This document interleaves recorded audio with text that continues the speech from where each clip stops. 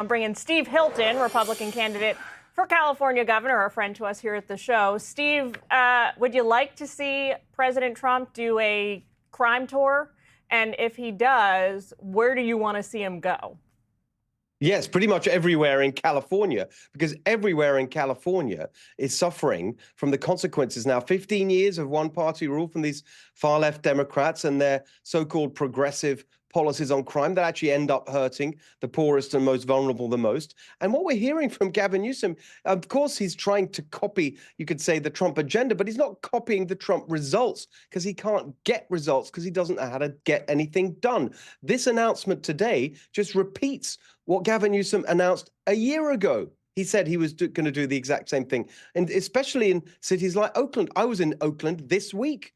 It's a city that is completely collapsing into crime and chaos, squalor on the streets. Gavin Newsom announcing he's going to clear homeless encampments. He did that a year ago. I've even got the quote. This is a year ago. Gavin Newsom said, "People are done. If we don't deal with this, we don't deserve to be in office." That was a year ago. Nothing's got better. No one should believe anything's going to get better from this either. And it's a pattern with Gavin Newsom.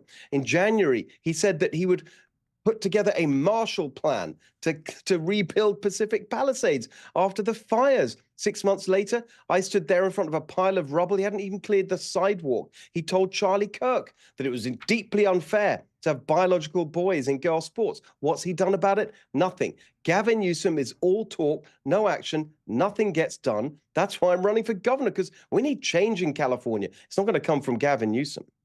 So here's Newsom in his own words in Sacramento yesterday at this presser he gave. Take a listen. If the president is sincere about the issue of crime and violence, there's no question in my mind that he'll likely be sending the troops into Louisiana and Mississippi to address the just unconscionable wave of violence that continues to plague those states.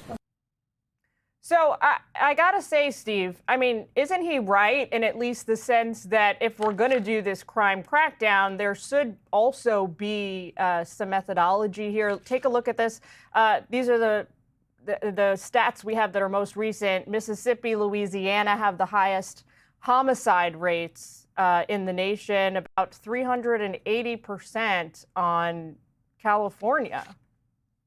Well, first of all, you got to look beyond the states. You got to look at the cities where it's happening. Right. And very often it's blue cities in red states that are driving those numbers up. Second point, here in California, no one can trust the crime statistics because they've been fiddling them. And secondly, so much crime is unreported because the police are demoralized because you have no cash bail, you have catch and release, you have all this going on. And so people have given up even reporting a lot of crime. And the police have given up because they don't get the support from the politicians. And one last thing on Gavin Newsom, he's going on about crime. He's still refusing to fund Proposition 36, which California voters passed last year with 70% across the state to deal with the kind of crime and chaos on our streets. He's refusing to fund it. Meanwhile, he found $250 million for his rigging the election scheme. It's absolutely unacceptable.